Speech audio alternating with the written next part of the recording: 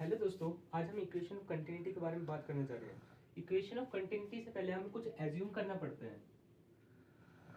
Assume ये करना पड़ेगा कि जो ये फ्लूइड है ये आइडियल होना चाहिए। Okay, that's mean not viscous होना चाहिए, इनकम्पेरिजिबल होना चाहिए, इरोटेशनल होना चाहिए, स्टेडी फ्लो होना चाहिए। अब स्टार्ट करते हैं इक्वेशन को कि एक सपोज करा ये एक पाइप है,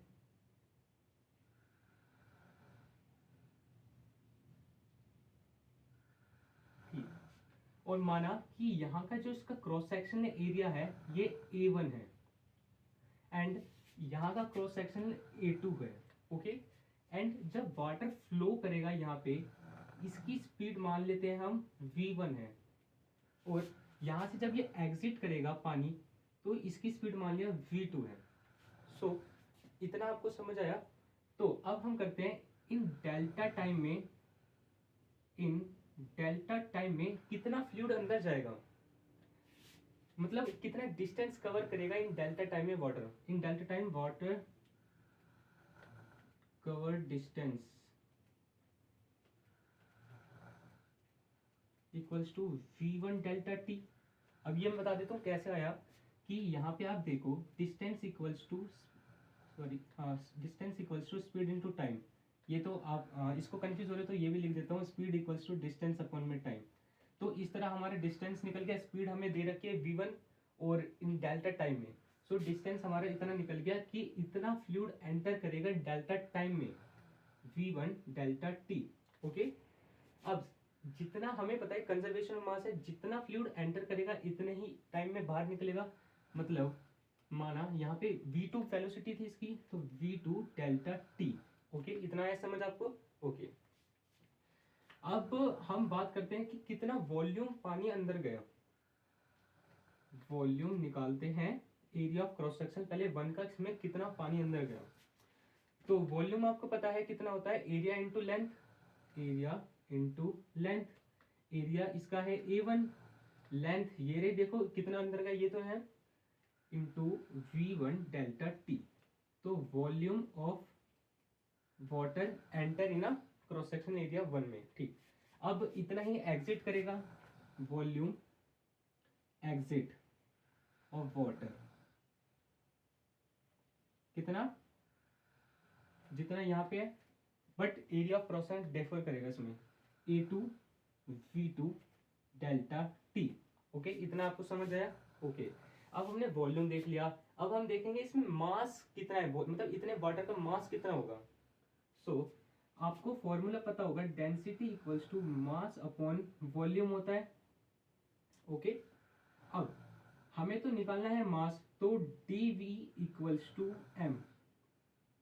ओके, तो एंटर मास करेगा, मतलब कितना एंटर मास करेगा निकालते हैं। तो m1 निकालते हैं, कितना मास अंदर गया होगा A1 के अंदर, d इक्वल्स टू V1। ठीक, वॉल्यूम वन में जितना वाटर है। ठीक, तो m1 equals to density of water into volume A1 V1 delta T, and same as second में से एग्जिट भी इतना करेगा, मास 2 इक्वल्स टू कितना, density into volume, density of water into volume of second, area crossing second का, इसमें से water निकलेगा A2 V2 delta T. Okay, इतना समझ आया।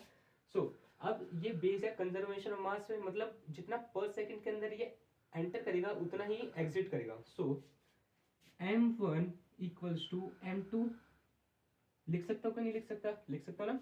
इसी तरह m1 की वैल्यू यहाँ पुट करो, m2 की वैल्यू ये रही, पुट करते हैं, d1 v delta t equals to density of water, area of cross section second, velocity delta time में।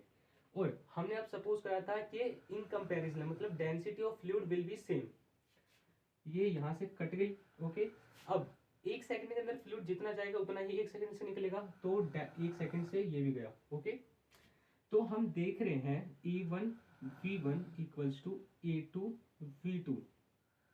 क्या हम देख रहे हैं कि इसमें area of cross section very कर रहे हैं, तो हमारी यही हमें प्रूव करना था। कि हमें कंजर्वेशन मास थी, मतलब जितना मास अंदर घुसा उतना बाहर चले गया। तो किस पे डिफर कर रहा है, एरिया ऑफ क्रॉस सेक्शन पे डिफर कर रहा है, और वेलोसिटी ये डिपेंड करती है वेलोसिटी कितनी से आ रही है। तो ओके, तो हमने ये कर दिए प्रूफ, हैंस प्रूफ नहीं, वैसे तो डेरिवेशन थी ये, प्रूफ नहीं बोलेंगे इसे। ओके एंड और ये और याद रखना कि जो वेलोसिटी होती है inversely proportional to area of cross section होती है। दैट्स मीन जितना ज्यादा बड़ा एरिया ऑफ क्रॉस सेक्शन होगा उतनी कम इसकी वेलोसिटी होगी। आपको यहाँ से समझाता हूँ कि यहाँ पे जो एरिया ऑफ क्रॉस सेक्शन है ये कुछ ज्यादा ही बड़ा है इसके कंपैरिजन में, तो यहाँ पे जो इसकी वेलोसिटी होगी कम होगी।